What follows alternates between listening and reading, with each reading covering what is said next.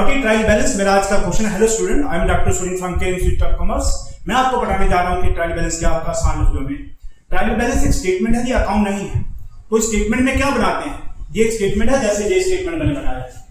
इस स्टेटमेंट में हम देखते हैं कि लेजर के सारे अकाउंट को कॉपी करते हैं स्टेटमेंट में।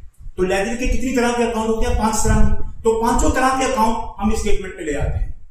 और दूसरे बैलेंस होते हैं कैश बुक में, कैश इन हैंड और कैश एट बैंक। ये हम कहां से लाते हैं, कैश बुक से। और बाकी सारे बैलेंस कहां से लाते हैं, लेजर से।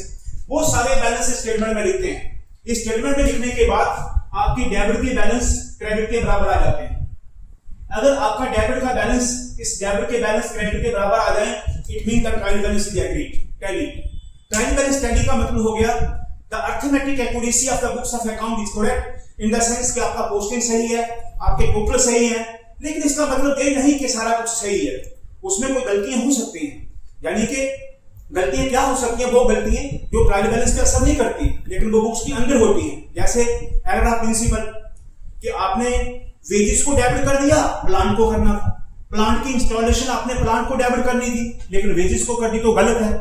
अब ट्रांजैक्शन आपने प्रिंसिपली गलत रिकॉर्ड करी, लेकिन उसका ट्रायल बैलेंस पे कोई असर नहीं दिखेगा, क्योंकि आपने करा डेबिट ही है। आपने वेजेस को डेबिट कर दिया जबकि प्लांट को करना था, तो हुआ डेबिट ही है। इसका मतलब ट्रायल बैलेंस का एग्री होने का मतलब ये कंक्लूसिव प्रूफ नहीं कि आपकी बुक्स ऑफ अकाउंट्स बिल्कुल एक्यूरेटली, बिल्कुल करेक्ट बनी है। ऐसा नहीं है, उसमें गलतियां हो सकती हैं। लेकिन ट्रायल बैलेंस का एग्री करने का ये प्रूफ जरूर है कि आपका अर्थमेटिक एक्यूरेसी करेक्ट है, आपका पोस्टिंग सही साइड पे हुआ है, आपका टोटलिंग सही हुआ है, आपका बैलेंसिंग सही हुआ है।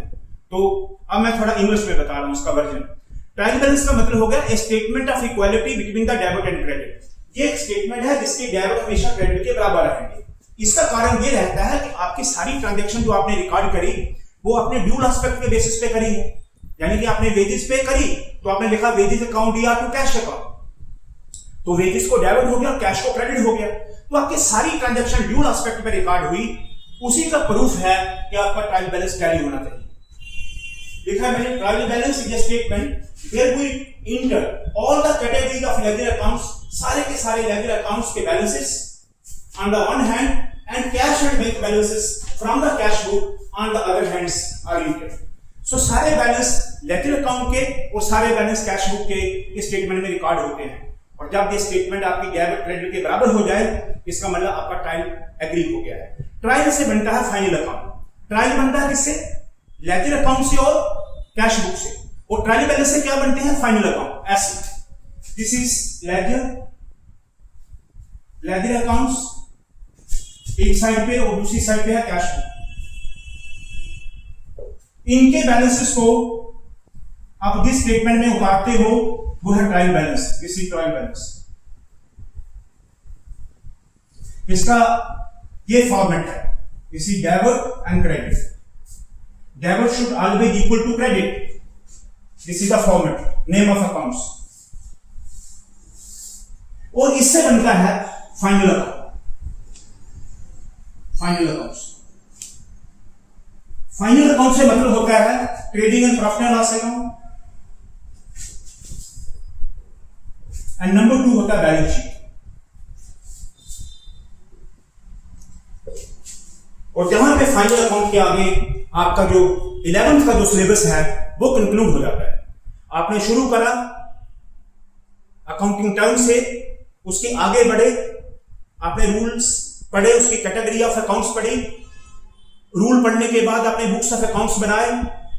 बेसिक बुक को आपने पोस्ट करके लेजर बनाया। लेजर के अकाउंट का बैलेंस आपने ट्रायल बैलेंस में लाया। ट्रायल बैलेंस से बना फाइनल अकाउंट। ये था आपका सीक्वेंस। आशा करता हूं आपको समझ आया होगा। फिर से एक बार लास्ट में कंक्लूड कर रहा हूं। Trial balance is a statement of equality between the debits and credit. The debit should always be equal to credit, authenticated that the dual aspect concept is recorded systematically. That's all.